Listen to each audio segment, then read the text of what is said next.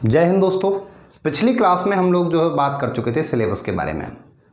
आज की क्लास में उस सिलेबस को आगे कंप्लीट करेंगे, जिसमें से मैं आपको पहले बोल चुका था कि हमारी जो नेक्स्ट क्लास होने वाली है वो ऑप्टिक्स वाला चैप्टर हमारा चलेगा।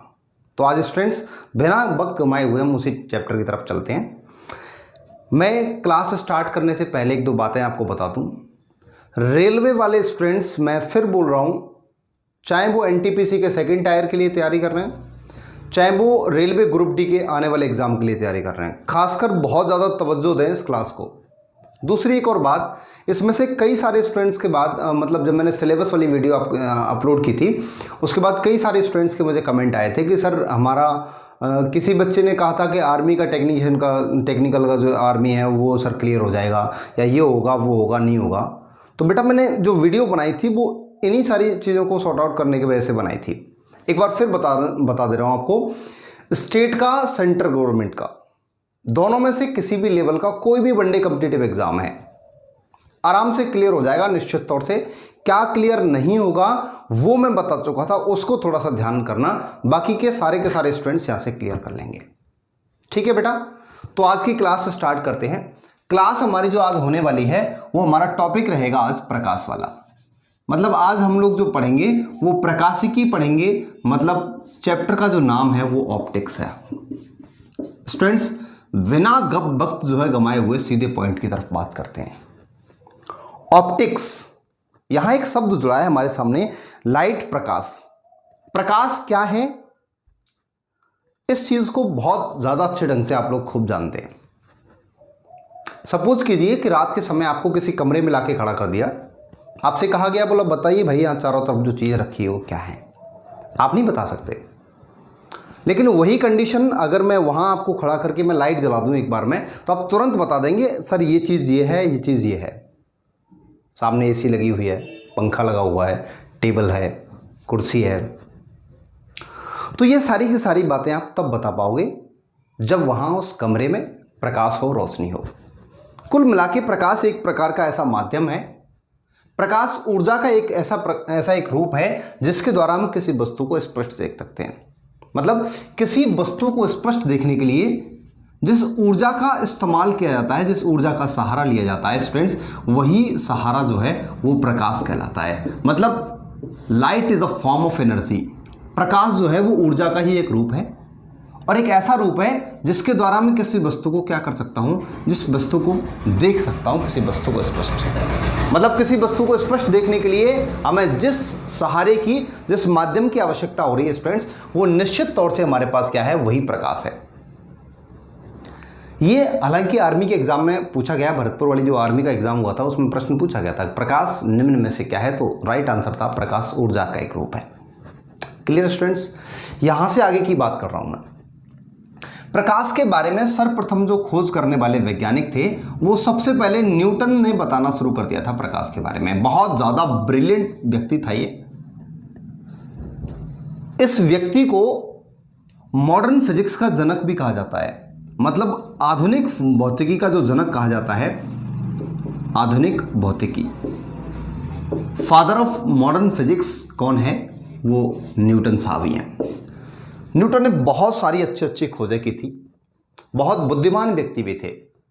दूसरी बात, इनके लक ने भी इनका बहुत ज़्यादा साथ दिया, क्योंकि एक महान वैज्ञानिकों के बारे में हम पढ़ेंगे जिनमें से एक वैज्ञानिक आएंगे गैलीलियो। गैलीलियो ने बहुत सारी बातें ऐसी कही। अच्छा, गैलीलियो का एक रिकॉर्ड था, उसने कोई भी बात अपनी जो है ऐसी नहीं कही जिसके बाद में उसे उसकी पुष्टि के लिए दूसरे वैज्ञानिक को आना पड़ा, या फिर उन बातों पे थोड़ा सा भी एक बार को संदेह हुआ। कभी कोई संदेह नहीं हुआ। गैलीलियो की जिस साल मृत्यु हुई थी उसी साल न्यूटन साहब का जन्म हुआ था। पहला प्लस पॉइंट इनके लिए। तो गैलीलियो ने जो भी नियम सिद्धांत आधे अधूरे छोड़े थे उनको पूरा कंप्लीट कर दिया और खुद का मोहर लगा दिया न्यूटन ने। हालांकि वैज्ञानिक विद्वान तो था ही। आधुनिक भौतिकी का जनक मतलब फादर ऑफ मॉडर्न फिजिक्स जो है वो न्यूटन को ही कहा जाता है। न्यूटन ने ही बताया था कि प्रकाश एक प्रकार की ऊर्जा है जिसके द्वारा हम किसी वस्तु को क्या कर सकते हैं, वस्तु को देख सकते हैं। ठीक है स्टूडेंट्स, यहां से आगे की बात कर रहा हूं मैं। अब मेरे एक एक पॉइंट को आप ध्यान से सुनते हुए चलना। प्रकाश के बारे में सबसे पहले न्यूटन साहब ने बता दिया। इनको आधुनिक भौतिकी का जनक भी कहा गया है। न्यूटन ने बहुत सारी बातें इसके बारे में आगे चल के बताई थी। प्रकाश जो होता है वो हमेशा और हमेशा एक सीधी रेखा में गमन करता है। प्रकाश की पहली प्रॉपर्टी है कि प्रकाश हमेशा कैसी रेखा में चलता है, यह हमेशा सीधी रेखा में गमन करता है, सीधी रेखा में गमन करता है। The light always propagate in straight line. प्रकाश जो है हमेशा एक सीधी रेखा में गमन करता है। इसके दो रीजन हैं और दोनों के दोनों रीजन आपको एग्जाम में पूछे जा चुके हैं। एक तो प्रकाश जो होता है, प्रकाश की चाल बहुत ज्यादा होती है। अब आप सोचिए, जिस चीज की चाल बहुत ज्यादा होगी उसको मुड़ने में प्रॉब्लम आएगी निश्चित तौर से। आप अपनी 70-80 की स्पीड पे अपनी बाइक या मैं कह रहा हूं 100 की स्पीड पे अपनी कार को चला रहे हैं, अचानक से कोई मोड़ आ जाता है, आपको मोड़ने में बहुत ज्यादा प्रॉब्लम होगी। ये तो मात्र 70 और 80 किलोमीटर प्रति घंटे वाली बात है, लेकिन प्रकाश की चाल तो बहुत ज्यादा होती है स्टूडेंट्स। प्रकाश की बहुत ज्यादा चाल कितनी होती है? ये होती है 3 लाख किलोमीटर एक सेकंड में। प्रकाश की चाल देखिए आप। एक और बात बताऊं, दुनिया में कोई भी वस्तु प्रकाश की चाल से ज्यादा चाल से चली नहीं चल सकती। आइंस्टीन ने इस बात को बताया था कि अगर ऐसा कभी हुआ, कोई भी ट्रेन वगैरह भी अगर प्रकाश की चाल से चलने लगी तो उसमें लेंथ कॉन्ट्रैक्शन और टाइम डायलेशन दोनों कंडीशंस बनेंगी। इसको मैं आगे चल के बताऊंगा आपको। तो सॉरी, प्रकाश एक सीधी रेखा में गमन करता है। इसका रीजन क्या है? प्रकाश की चाल बहुत ज्यादा होती है। अच्छा, एक और बात, न्यूटन ने सिर्फ इतना बताया था प्रकाश की चाल बहुत ज्यादा होती है, इतना नहीं बताया था कि प्रकाश की चाल इतनी होती है। इस बात के बारे में बताने वाला वैज्ञानिक तो हमारे पास दूसरा आता है, जिस वैज्ञानिक का नाम आता है स्टूडेंट्स रोमर। आपको बता दूं, रेलवे 2018 और 19 का फेवरेट क्वेश्चन रहा है। प्रकाश की चाल की गणना किस वैज्ञानिक के द्वारा की गई है? देन करेक्ट आंसर क्या है? प्रकाश की चाल की गणना रोमर के द्वारा की गई है। और ये चाल कितनी बताई थी इन्होंने बताई थी 3 × 10⁸ मीटर प्रति सेकंड। आप चाहो तो इसे कन्वर्ट कर सकते हो, यही आंसर आएगा। पहली बात, प्रकाश की चाल बहुत ज्यादा है। दूसरा इसका करेक्ट आंसर ये है, प्रकाश की जो तरंग दैर्घ्य वैल्यू है, वेवलेंथ जो होती है प्रकाश की, वो तरंग दैर्घ्य बहुत ज्यादा कैसी होती है? अगर मैं आपको बता दूं, एक सेकेंड, इनमें से दोनों क्वेश्चंस आपसे पूछे गए हैं। हाँ, इसकी जो तरंग दैर्घ्य मान जो होता है वो बहुत मिनिमम होता है, बहुत कम होता है। एक बार लोअर पीसीएस के एग्जाम में क्वेश्चन आया था। क्वेश्चन यही था कि प्रकाश हमेशा एक सीधी रेखा में गमन करता है, इसका रीजन क्या है? और बेटा उसमें दोनों के दोनों आपको आंसर भी दे रखे थे ऑप्शंस में। प्रकाश की चाल बहुत ज्यादा होती है इसके कारण, या प्रकाश की तरंग दैर्घ्य का मान बहुत कम होता है, न्यूनतम होता है, मिनिमम होता है, इसके कारण। देन राइट आंसर क्या था? तरंग दैर्घ्य जो होती है इसकी बहुत मिनिमम होती है। एक बार थोड़ा सा मैं तरंग दैर्घ्य पे प्रकाश डालता हूं, एक बार क्या है बेटा। देखो, कुछ भी ऐसा नहीं होगा जो आपको रटना पड़े, बहुत ईजी गोइंग चीजें समझ आने लग जाएंगी। अभी स्टार्टिंग है, थोड़ा सा लगेगा कि टफ है, बाकी साइंस को इतना ईजी बना देंगे हम, बस आप जुड़े रहना भाई। देखो, मे बी पॉसिबल कि एक बार पढ़ने पर आपको समझ नहीं आए, लेकिन रिकॉर्डेड क्लास का यही फायदा है, आप बाद में भी एक बार पढ़िए। देखो, पढ़ने का तरीका क्या होता है, कई बार स्टूडेंट्स के साथ ये प्रॉब्लम आती है, सर साइंस हमें समझ नहीं आएगी। बेटा आप इसे पढ़िए, बस एक बार पढ़िए, 2 बार पढ़िए, 3 बार पढ़िए, निश्चित तौर से तीसरी बार में आपके सारे डाउट्स क्लियर होने लग जाएंगे। और फिर भी अगर कोई प्रॉब्लम आती है तो आपको पता है मेरा टेलीग्राम है, आप उस टेलीग्राम चैनल से जुड़ जाइए एक बार, वहां आप मुझे डायरेक्ट मैसेज कर सकते हैं, क्वेश्चंस के आंसर पूछ सकते हैं। टेलीग्राम चैनल का लिंक आपको इस वीडियो के डिस्क्रिप्शन में मिल जाएगा। आपको वैसे साइंस वाई वीर चौधरी सर के नाम से जो है आपको मेरा टेलीग्राम मिल जाएगा। ठीक है स्टूडेंट्स, तो आपको एक बार तरंग दैर्घ्य के बारे में और बता दूं। देखिए बेटा, जब कोई प्रकाश की तरंग चलती है, देखो हालांकि मैं इसे बहुत डिटेल में कराऊंगा आगे वाले चैप्टर्स में, लेकिन यहां ही पॉइंट आ गया तो इसलिए बस थोड़ा सा आपको बता दे रहा हूं। तरंग जो है वो इस तरीके से चलती है, वेव्स का प्रोपेगेशन जो होता है इस तरीके से होता है, ऐसे करके। आप ऐसे मान लीजिए जैसे वहां दीवार से आपने कोई रस्सी बांधी है और रस्सी में ऐसे करके झटका दिया, वो रस्सी ऐसे ऐसे करके जा रही है। ठीक है स्टूडेंट्स, वैसे ही चल रही है। तरंग दैर्घ्य होता क्या है? तरंग दैर्घ्य ये होता है, देखो इसके ऊपर वाले पॉइंट्स, ये वाला पॉइंट और ये वाला पॉइंट, हालांकि इन्हें कर्स बोलते हैं, श्रृंग बोलते हैं हिंदी में। इन्हें क्या बोलते हैं? इन्हें श्रृंग बोलते हैं। इस वाले को और इस वाले को। नीचे वाले पॉइंट को जो बोलते हैं ट्रफ बोलते हैं, गर्त बोलते हैं। तरंग दैर्घ्य क्या है? लगातार आने वाले दो सुरंगों के बीच की जो दूरी है ये वाली दूरी क्या कहलाती है? तरंग दैर्घ्य कहलाती है। तरंग दैर्घ्य कब बहुत ज्यादा होगी?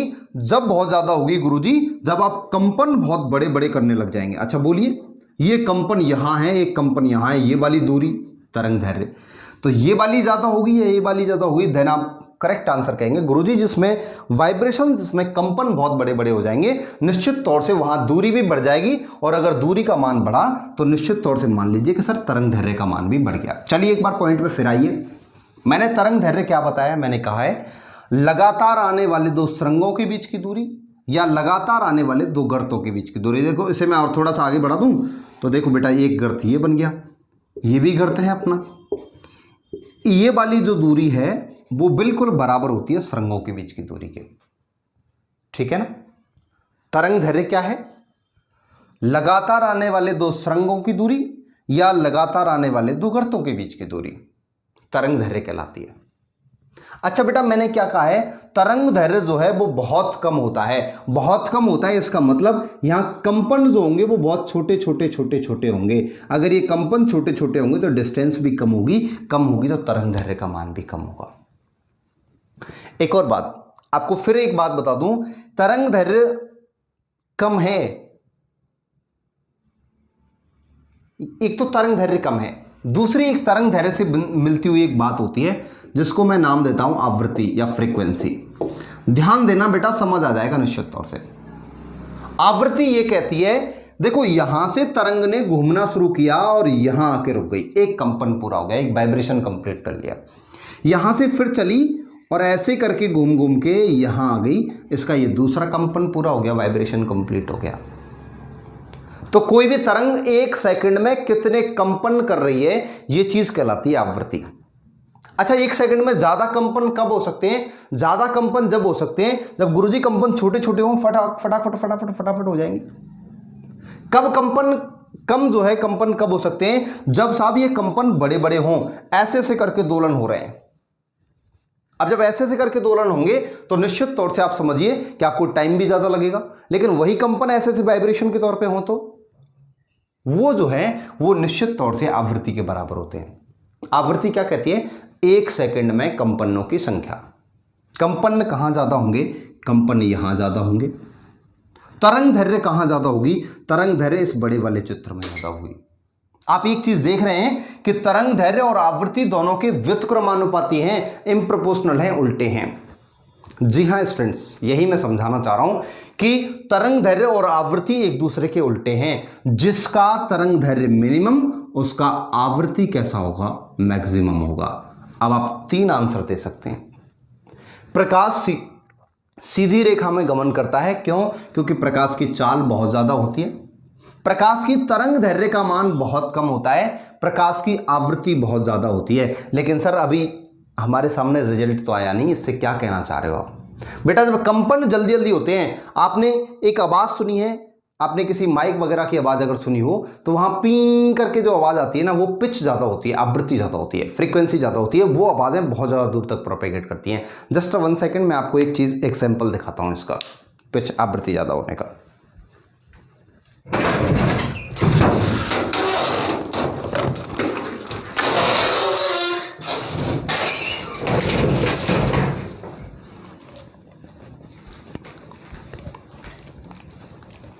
देखिए स्टूडेंट्स, ये मेरे पास माइक है टीचिंग कराने वाला, जो नॉर्मली हम ऑफलाइन क्लासेस में यूज़ करते हैं इसका। इसमें एक बार मैं थोड़ा सा आपको फ्रीक्वेंसी टेस्ट करा रहा हूँ। एक बार आप अगर सुन सको तो एक बार बताना मेरे को। जैसे माइक अब मैंने स्टार्ट कर दिया है, अब मैं इस माइक को इसके पास लाने की कोशिश करूंगा।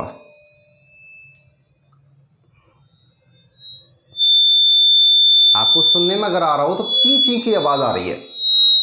देखो जैसे मैंने डिस्टेंस कवर की है, अब ये आवाज़ नहीं आ रही। जैसे जैसे मैं पास लेते जाऊंगा, ये ची ची की आवाज़ जो है बढ़ती चली जाएगी।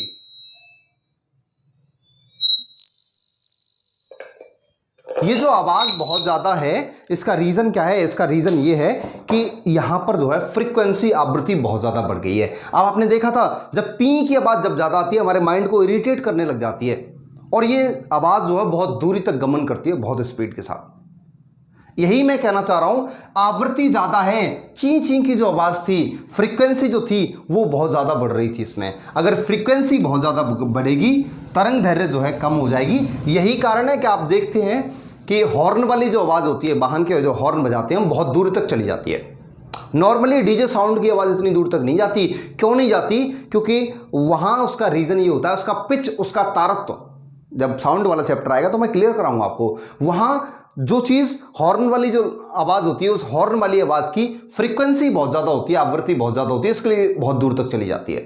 आपको ये बात समझ में आ गई होगी, जिसकी आवृत्ति ज़्यादा है वो ज़्यादा दूर तक ज़्यादा फास्ट जाएगी, ज़्यादा फास्ट जाएगी। यही कारण है कि प्रकाश की रेखा, प्रकाश जो है वो एक सीधी रेखा में चलता है, मुड़ नहीं पाता है स्टूडेंट्स। समझाने का मतलब थोड़ा सा समझिए। अब यहां से क्वेश्चंस किस तरीके से आते हैं वो एक बार समझ लो, ज़्यादा ज्ञान लगाने की ज़रूरत नहीं है। पहली बात तो प्रश्न ये आएगा, प्रकाश सीधी रेखा में गमन करता है, इसका रीजन क्या है? आप राइट आंसर दे सकते हैं। पहला आपका करेक्ट आंसर तो ये होगा कि उसकी तरंग दैर्घ्य का मान मिनिमम होता है, फर्स्ट। अगर तीनों दे रखे हैं then you will prefer the first answer, the wave length is minimum, and second one is frequency maximum, and last third one is the speed of light is maximum, and that is 3 × 10⁸ metre per second. आप तीन answer दे सकते हैं। तरंग दैर्घ्य का मान कम होता है, आवृत्ति का मान ज़्यादा होता है, चाल का मान बहुत अधिक होता है। ज़्यादा ज्ञान के चक्कर में मत पड़िए, ठीक है स्टूडेंट्स। मैं सीधे पॉइंट पे फिर आ रहा हूँ। अभी न्यूटन ने सिर्फ पहली बात कही है कि प्रकाश हमेशा एक सीधी रेखा में गमन करता है। न्यूटन साहब ने दूसरी बात और कह दी। न्यूटन साहब ने दूसरी बात क्या कह दी? उन्होंने ये कह दी कि प्रकाश जो होता है वो हमेशा और हमेशा कणीय रूप में चलता है। कणीय रूप में मतलब प्रकाश की कणीय प्रवृत्ति का जो सिद्धांत दिया है सबसे पहले न्यूटन ने दिया है। न्यूटन साहब ने ये कह दिया कि प्रकाश जो है वो कणों के रूप में चलता है। अब ये बात कौन ने कही है? ये न्यूटन ने कही है। इस बात की पुष्टि जो की थी वो वैज्ञानिक थे जिनका नाम था आइंस्टीन। आइंस्टीन के बारे में कुछ बातें आपको बता दूं। आइंस्टीन ने सबसे पहला जो प्रकाश को आधार मानते हुए सिद्धांत दिया था वो इनका सिद्धांत था फोटोन सिद्धांत। फोटोन सिद्धांत, और सुनिए समझिए फोटोन सिद्धांत क्या है। फोटोन सिद्धांत ये है कि प्रकाश जो होता है क्वांटा बंडल फोटोन पैकेट्स या कणों के रूप में चलता है। ये बात कौन कह रहा है? आइंस्टीन कह रहा है। डायरेक्ट तौर से आपने देखा कि ये पुष्टि कर रहा है किसकी? कणीय सिद्धांत की, जो किस वैज्ञानिक के द्वारा दिया है? न्यूटन के द्वारा दिया है। इन्होंने भी ये कहा है कि प्रकाश जो है वो कणों के रूप में चलता है। ये क्वेश्चन आपसे एसएससी ने पूछा हुआ है। प्रश्न ये है कि भाई कणीय प्रवृत्ति का सिद्धांत किसने दिया था? देन करेक्ट आंसर क्या है? न्यूटन। लेकिन अगर प्रश्न ये आए कि भाई कणीय प्रवृत्ति की जो पुष्टि करने वाला पहला वैज्ञानिक है वो कौन है? वो आइंस्टीन है। हालांकि ये सिद्धांत दिया न्यूटन ने था, बाद में इसकी पुष्टि कौन ने करी है? आइंस्टीन ने करी है। इसके कौन से सिद्धांत के जरिए से? सॉरी, अपने फोटोन सिद्धांत के जरिए से। अच्छा, आइंस्टीन ने कुछ और विशेष सिद्धांत भी दिए हैं। अगर आइंस्टीन के दूसरे सिद्धांत के बारे में बात करूं, इसका सिद्धांत था जिसे मैं सापेक्षता का सिद्धांत कहता हूं। सापेक्षता का सिद्धांत, स्पेशल थ्योरी ऑफ रिलेटिविटी, ये भी किसने दिया है? आइंस्टीन ने दिया है। फोटोन सिद्धांत आइंस्टीन ने, सापेक्षता का सिद्धांत आइंस्टीन ने। तीसरा सिद्धांत दिया था जिसे हम नाम देते हैं प्रकाश वैद्युत प्रभाव। प्रकाश वैद्युत प्रभाव, फोटो इलेक्ट्रिक इफेक्ट, ये भी सिद्धांत किसने दिया है? आइंस्टीन ने दिया है। इसके बाद एक और सिद्धांत दिया गया था जिनका नाम था द्रव्यमान ऊर्जा संबंध। द्रव्यमान ऊर्जा संबंध, जिसे हम लोग बहुत प्रचलन में लिए थे E = mc² के रूप में। आइंस्टीन ने टोटल 4 सिद्धांत दिए हैं, ध्यान से देख लो। फोटोन सिद्धांत आइंस्टीन ने दिया है, सापेक्षता का सिद्धांत आइंस्टीन ने दिया है। प्रकाश विद्युत प्रभाव आइंस्टीन ने दिया है। द्रव्यमान ऊर्जा संबंध E = mc² भी किसने दिया है? आइंस्टीन ने दिया है। इससे प्रश्न पूछा था आरएस के एग्जाम में। स्टूडेंट्स वो प्रश्न किस तरीके से था? वो ये था कि बताइए भाई आइंस्टीन को निम्न में से किस खोज के लिए नोबेल पुरस्कार मिला है? इनमें से किस सिद्धांत को आधार मानते हुए जो है नोबेल पुरस्कार दिया गया है? देन ये चारों ऑप्शन आपके सामने थे और इसका राइट आंसर था फोटो इलेक्ट्रिक इफेक्ट। इस सिद्धांत के लिए इसे क्या दिया गया है? इसे नोबेल पुरस्कार भी दिया जा चुका है। किसकी बात कर रहा हूं मैं?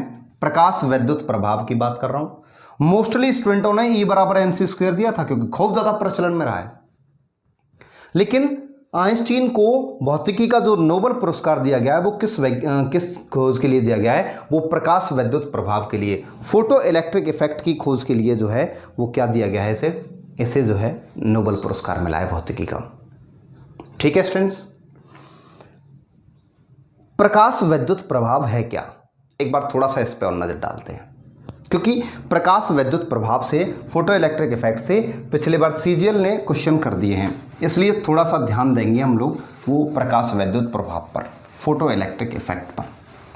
मैं थोड़ी देर पॉइंट को देखो, मेरा जो उद्देश्य है ना स्टूडेंट्स, वो बिल्कुल बॉटम टू टॉप क्लियर करने का है। जो भी पॉइंट यहाँ व्हाइट बोर्ड पे आपके सामने आएगा, निश्चित तौर से उसका आप जो है पूरा का पूरा ब्यौरा लेके जाएंगे। यहाँ से हम लोग जो पढ़ने वाले हैं वो थोड़ा सा नॉलेज लेंगे किसके बारे में? प्रकाश विद्युत प्रभाव के बारे में। प्रकाश विद्युत प्रभाव, फोटो इलेक्ट्रिक इफेक्ट जो है वो होता क्या है? प्रकाश विद्युत प्रभाव की जो सबसे पहले खोज की थी, वो खोज करने वाला वैज्ञानिक जो है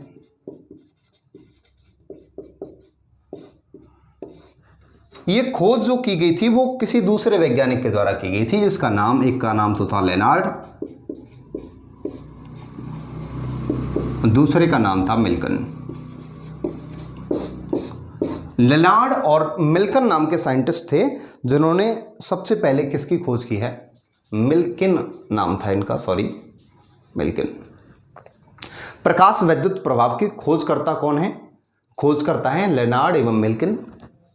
लेकिन इसका सफल जो परीक्षण दिया था, किसका? प्रकाश विद्युत प्रभाव का सफल परीक्षण देने वाला जो साइंटिस्ट था, वो सफल परीक्षण देने वाला साइंटिस्ट हमारे पास कौन था? जिसका नाम आता है आइंस्टीन। आप समझिए एक बार क्या होता है प्रकाश विद्युत प्रभाव।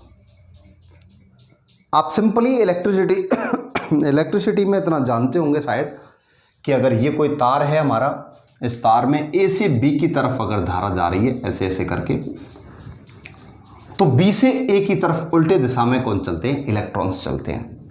इसी से तो रेजिस्टेंस या प्रतिरोध बनता है। इसी बस पॉइंट का इस्तेमाल किया था प्रकाश विद्युत प्रभाव में आइंस्टीन ने। यहाँ क्या किया गया था? यहाँ देखो कुछ इस तरीके से कुछ एक सर्किट बनाया गया था। ये सर्किट है, ध्यान देना, एक ही बार में आ जाएगा समझ में। ये बैटरी है, +- 2 पॉइंट्स हैं इसके, और सपोज कीजिए यहाँ मैंने कोई लोड लगा दिया। लोड मतलब ये बल्ब, मान लीजिए बल्ब है। ये क्या है? ये बैटरी है, और बैटरी आप जानते हैं ये प्लस वाला और ये माइनस वाला सिरा, जैसे बड़े से बताता हूँ वो प्लस और छोटे वाला माइनस। बैटरी और सेल में कोई डिफरेंस नहीं होता बेटा, बस सेल में एक इलेक्ट्रोड और एक कैथोड होता है, मतलब एक प्लस और एक माइनस होता है। वहीं बैटरी में 2 या 2 से अधिक हो सकते हैं। ये पूरा खेल यहाँ का था, पूरा का पूरा खेल। अब मैं आपको बताता हूं इसके बारे में। इन्होंने जो प्लेट ली थी, देखो अब हम जानते हैं कि अगर यहां से मैं स्विच को ऑन करूं तो इलेक्ट्रिसिटी चलेगी प्लस से माइनस की ओर, ऐसे ऐसे करके। धारा का प्रभाव आप जानते हैं, वो प्लस से हमेशा माइनस की ओर चलती है। इलेक्ट्रिसिटी हमेशा प्लस से माइनस। यहां क्या किया गया? ये प्लेट जो है वो पॉजिटिव प्लेट है और ये एक नेगेटिव प्लेट है। आइंस्टीन साहब ने क्या किया था? आइंस्टीन को पता था ये नेगेटिव वाली प्लेट है, इस पर बहुत सारे इलेक्ट्रॉन्स होंगे पहले से ही। इन्होंने क्या किया, इस नेगेटिव वाली प्लेट पर प्रकाश डाला, सूर्य का प्रकाश इस पर खूब ज़्यादा तेज़ी से डाला। जब इस पर प्रकाश डाला तो हमने देखा कि इसमें से इलेक्ट्रॉन्स जो हैं वो गमन करने लग गए, निकल निकल कर। इलेक्ट्रॉन्स जो है निकल निकल कर कौन सी प्लेट की तरफ चलने लगे, पॉजिटिव प्लेट की तरफ चलने लगे। जब आपने देखा कि नेगेटिव से पॉजिटिव की ओर जब प्लेट में जो है इलेक्ट्रॉन्स अगर चलने लगे, तो आप निश्चित तौर से समझ लीजिए कि जब यहाँ से यहाँ इलेक्ट्रॉन्स चलने लगे तो निश्चित तौर से यहाँ से यहाँ इलेक्ट्रिसिटी भी चलने लग गई होगी। और मैंने देखा कि लोड पर लगा हुआ जो बल्ब है वो फटाक से जल गया। देखो ओपन सर्किट था, तार आपस में टच नहीं थे, उसके बावजूद भी सबसे पहले सफल परीक्षण जो है आइंस्टीन ने कर दिया। इन्होंने देखा कि प्रकाश से, मतलब लाइट से, इन्होंने किसको जनरेट कर दिया, इलेक्ट्रिसिटी को जनरेट कर दिया। यही प्रोसेस जो है वो प्रकाश विद्युत प्रभाव के नाम से जाना गया, फोटो इलेक्ट्रिक इफेक्ट।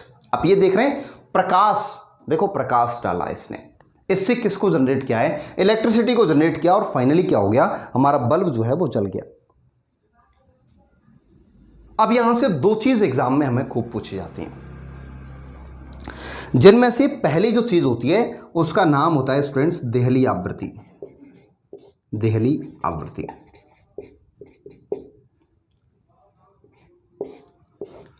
जिसे अंग्रेजी में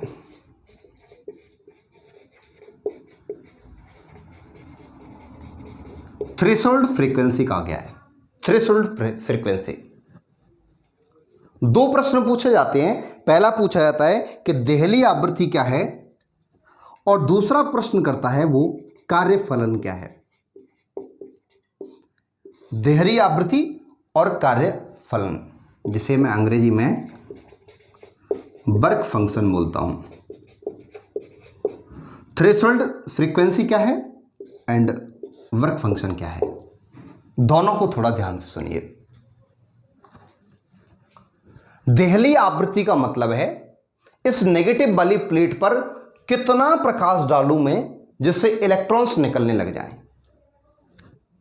देहली आवृत्ति जो है वो यही कहलाती है कि प्लेट से, आप प्लेट से, जो भी नेगेटिव वाली प्लेट है, प्लेट से इलेक्ट्रॉनों को निकालने के लिए कितना प्रकाश दिया जा रहा है, उस प्रकाश की जो क्षमता है वो क्या कहलाती है, हमारे पास देहली आवृत्ति कहलाती है, थ्रेशोल्ड एनर्जी कहलाती है। वहीं अगर कार्यफलन की बात की जाए तो कार्यफलन का मतलब होता है वह न्यूनतम ऊर्जा, या इस प्लेट को दी जाने वाली वह न्यूनतम ऊर्जा जिसे प्राप्त करने के बाद इलेक्ट्रॉन निकलने लग जाएं। कितनी ऊर्जा दी जा रही है, देहली आवृत्ति, वह ऊर्जा जिससे इलेक्ट्रॉन गमन करना स्टार्ट कर दें वो कहलाता है कार्यफलन। दोनों के दोनों पॉइंट एग्जाम में पूछे जा चुके हैं। वो प्रश्न इसने कैसे कहा है, प्रकाश विद्युत प्रभाव के दौरान, प्रकाश विद्युत प्रभाव के दौरान वह न्यूनतम ऊर्जा जिसे प्राप्त कर इलेक्ट्रॉन नेगेटिव प्लेट से निर्गत होने लग गए, निकलने लग गए, चलने लग गए, संचरित हो गए, प्रोपेगेट हो गए, तो वो ऊर्जा कौन सी कहलाती है, वो कहलाती है हमारा कार्यफलन, वर्क फंक्शन कहलाता है।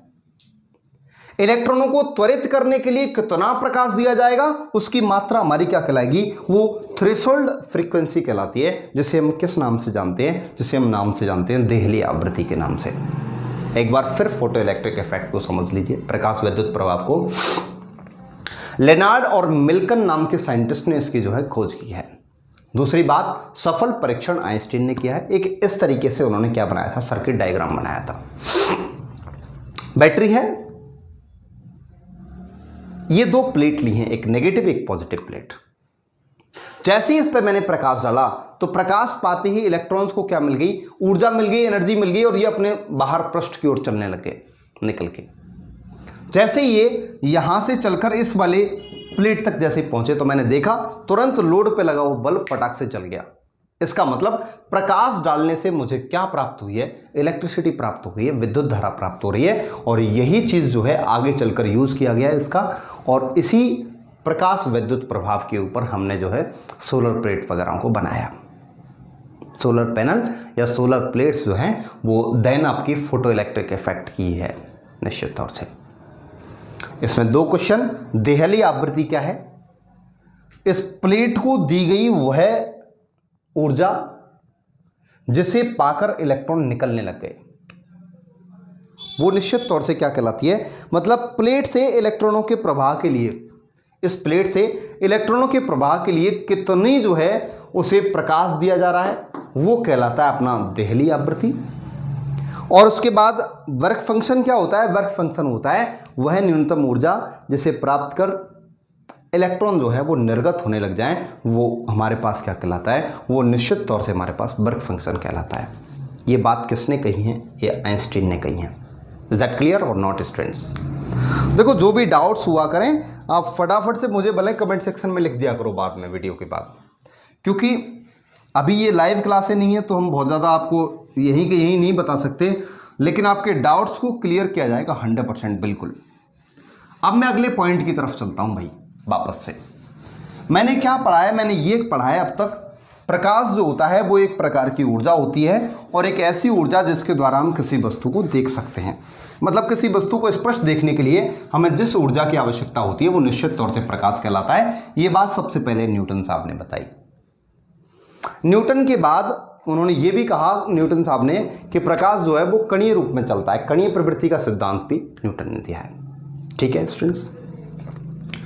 अच्छा, प्रकाश जो है वो दो प्रकार की प्रवृत्ति दर्शाता है। मतलब प्रकाश की प्रवृत्ति कैसी होती है, द्वैत प्रवृत्ति होती है। ये बात सबसे पहले वैज्ञानिक बताने वाले जो थे वो थे डी ब्रोगली, आरपीएफ एसआई 2018 का प्रश्न पेपर। डी ब्रोगली ने बताया प्रकाश द्वैत प्रवृत्ति दर्शाता है। मतलब प्रकाश दो प्रकार की प्रवृत्ति दर्शाता है, जिनमें से दोनों प्रवृत्तियों के बारे में अगर मैं बात करूं तो प्रवृत्ति एक तो होती है प्रकाश कण के रूप में चलता है, दूसरी ये होती है कि प्रकाश तरंग के रूप में भी चलता है। प्रकाश दो प्रकार की प्रवृत्ति दर्शाता है। ये बात कौन कह रहा है? डी ब्रोगली साहब कह रहे हैं। ये ऐसे कह रहे हैं कि प्रकाश कण के रूप में भी चलता है, प्रकाश तरंग के रूप में चलता है। बता चुका हूं कि कणीय प्रवृत्ति का सिद्धांत कौन दे चुका है? साइंटिस्ट है न्यूटन। न्यूटन ने बता दिया कि प्रकाश कण के रूप में चलता है। अब बात आती है प्रकाश तरंग के रूप में चलता है। ये बात किस वैज्ञानिक ने बताई है? तो वैज्ञानिक का नाम है हाइगेंस। और फॉर योर काइंड इंफॉर्मेशन बता दूं, लगा के 2018 से ये क्वेश्चन रेलवे का फेवरेट क्वेश्चन बना हुआ है। बहुत ज़्यादा बार, कम से कम 6 से 7 बार एग्जाम में तो मैंने खुद ने देख लिया ऐसे, 18 से लेकर अब तक। पिछला ये एनटीपीसी का जो फर्स्ट आया, सीबीटी फर्स्ट हुआ है, अभी चल रहे हैं कुछ, उसमें ये क्वेश्चन कई बार पूछा है। प्रकाश की तरंगीय प्रवृत्ति का सिद्धांत किसने दिया? कौन वैज्ञानिक ये बात बताता है कि प्रकाश तरंग के रूप में चलता है? तो सबका राइट आंसर क्या है? हाइगेंस। प्रकाश कणीय रूप में चलता है, ये बात कौन बता रहा है? तो ये बात स्टूडेंट्स अपने पास कौन बता रहा है? न्यूटन साहब बता रहे हैं। Is that clear? प्रकाश कणीय रूप में भी चलता है, प्रकाश तरंगीय रूप में भी चलता है। तरंगीय तौर पे अगर मैं बात करूं तो तरंगीय तौर पे प्रकाश दो प्रकार से होता है। तरंगें जो प्रकाश की होती हैं वो दो प्रकार की होती हैं, जिनमें से पहली तरंग होती है, इसका नाम होता है यांत्रिक तरंग, और दूसरी का जो नाम होता है वो होता है अयांत्रिक तरंग। एक बार समझिए भाई इसे। इन्हें जो कहा जाता है मैकेनिकल वेव कहा जाता है, और इन्हें जो कहा जाता है वो नॉन मैकेनिकल वेव्स कहा जाता है। एक बार थोड़ा सा ध्यान दीजिए पॉइंट पे।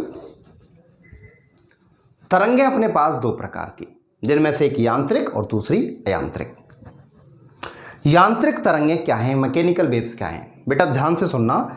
यांत्रिक तरंगें वे तरंगें हैं जिनको चलने के लिए क्या चाहिए? इनको माध्यम की आवश्यकता होती है। इन्हें माध्यम चाहिए, बिना माध्यम के चल नहीं पाएंगी। इनका एग्जाम्पल अगर मैं दूं तो एग्जाम्पल इसका हो जाएगा ध्वनि। देखो समझो, ध्वनि वाकई में माध्यम चाहिए ध्वनि को चलने के लिए, बिना माध्यम के ध्वनि चल ही नहीं पाती है। ये बात आप अच्छे ढंग से जानते हैं कि ध्वनि जो होती है वो वास्तव में माध्यम चाहिए हो रही है उसके लिए। अगर किसी बंद कार के अंदर बैठकर दो व्यक्ति बात कर रहे हैं, तीसरा बाहर वाला व्यक्ति उनकी आवाज़ नहीं सुन पाता है, लेकिन जैसे ही विंडो को नीचे किया आप उसने सुन लिया।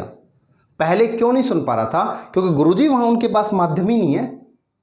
पहले फ़ोन चलते थे BSNL connecting India, landline phone जिन्हें बोलते थे।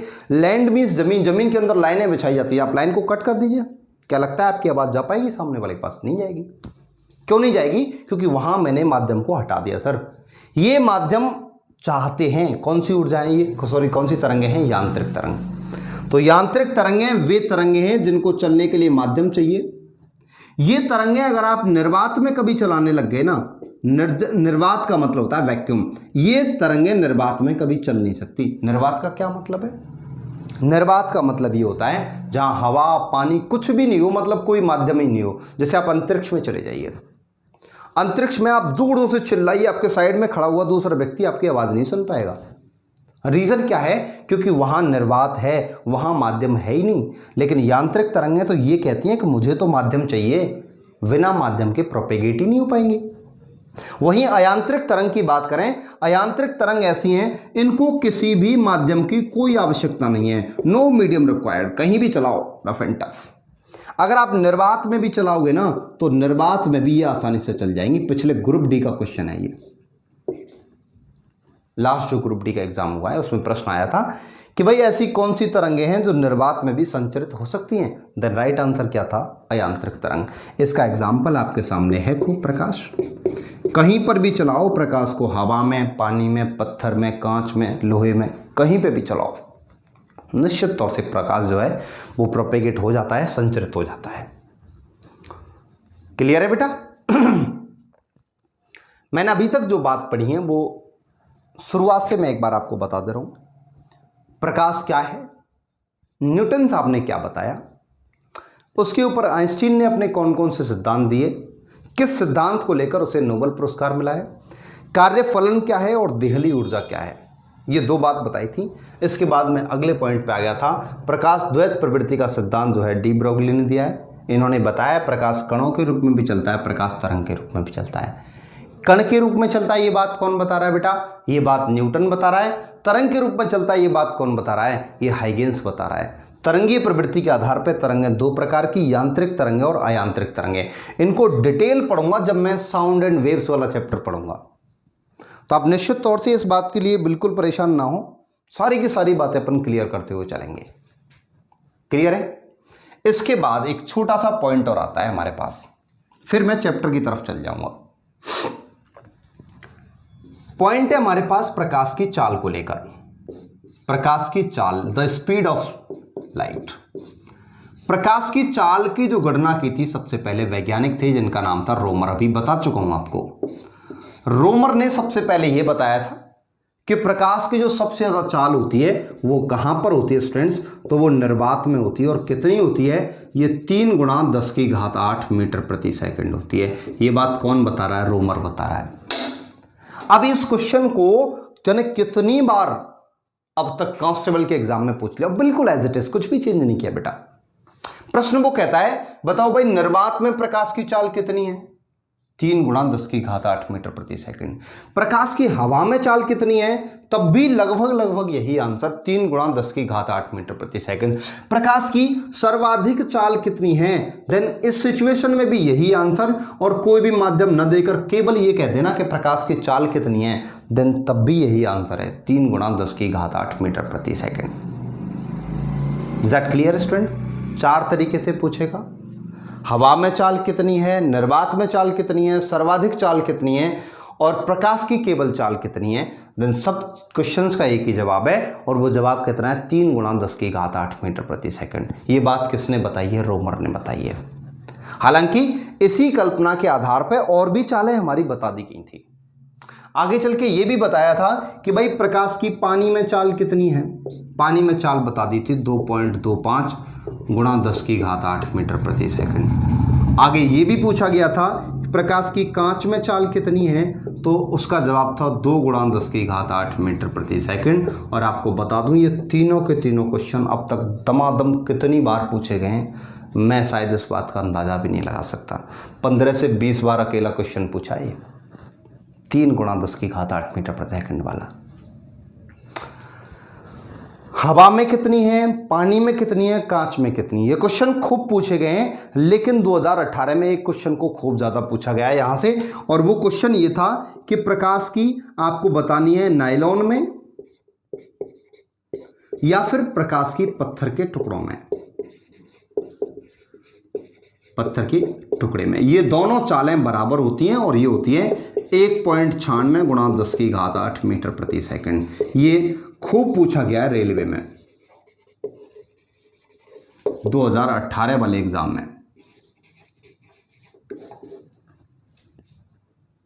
इनमें से कोई चाल पूछी नहीं गई, जब भी पूछा तो इसी क्वेश्चन को, प्रकाश की नायलॉन में चाल कितनी, प्रकाश की पत्थर के टुकड़े में चाल कितनी है, देन राइट आंसर क्या थे, 1.96 गुणा 10⁸ मीटर प्रति सेकंड।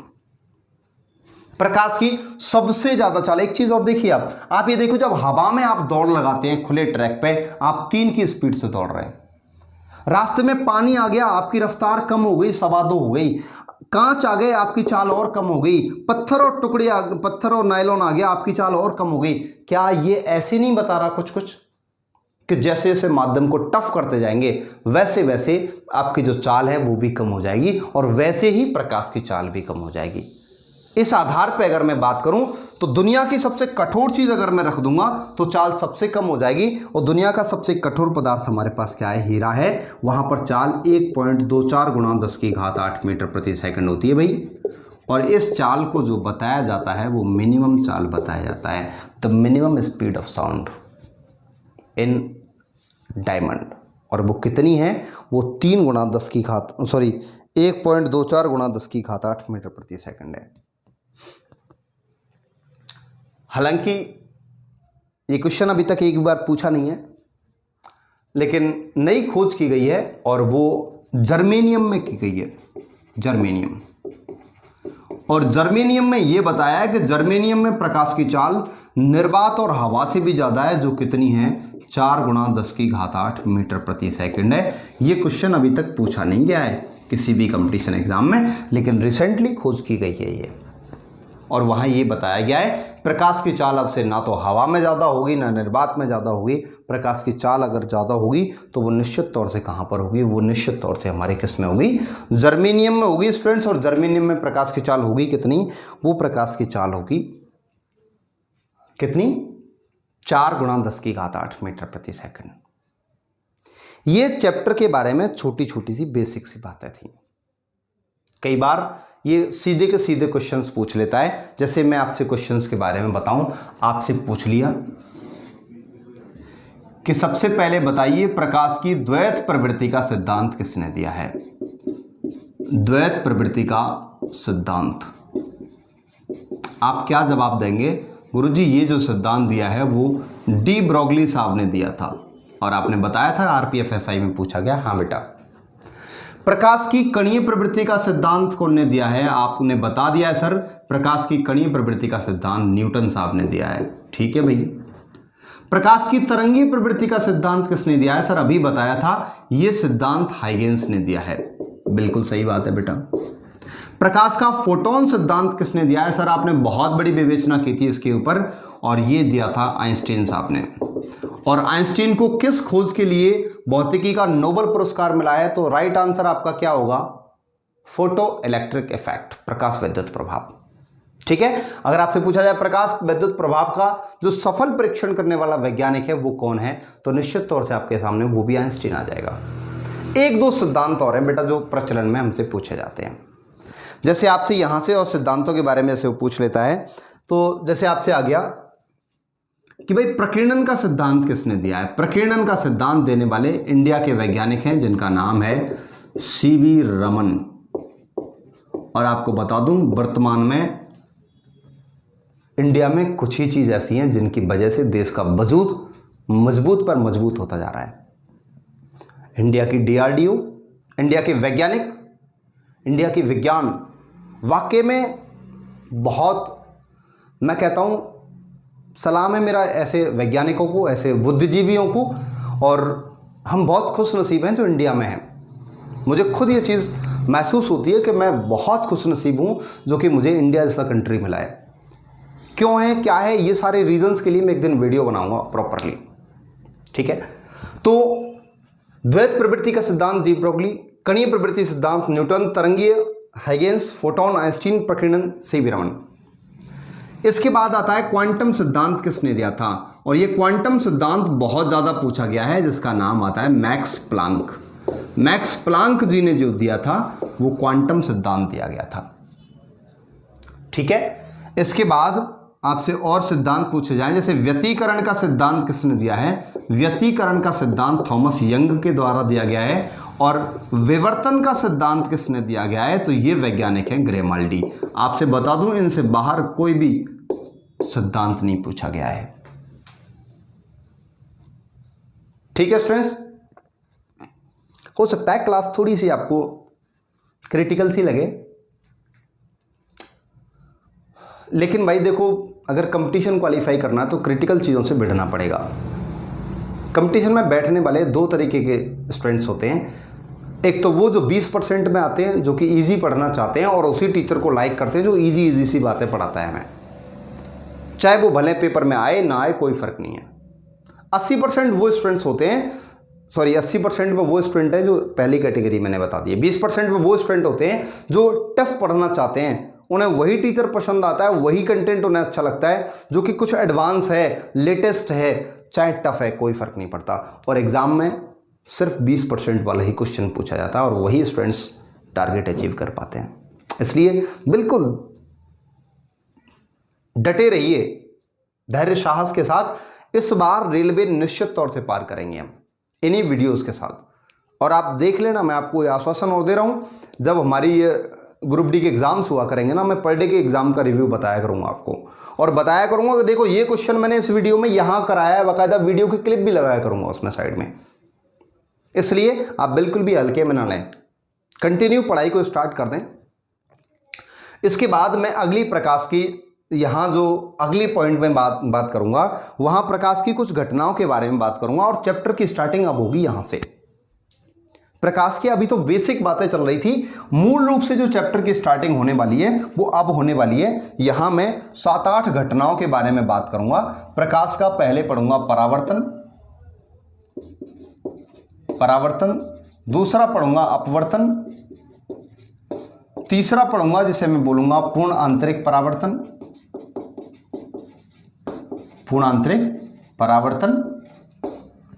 अगले पढ़ूंगा मैं प्रकीर्णन,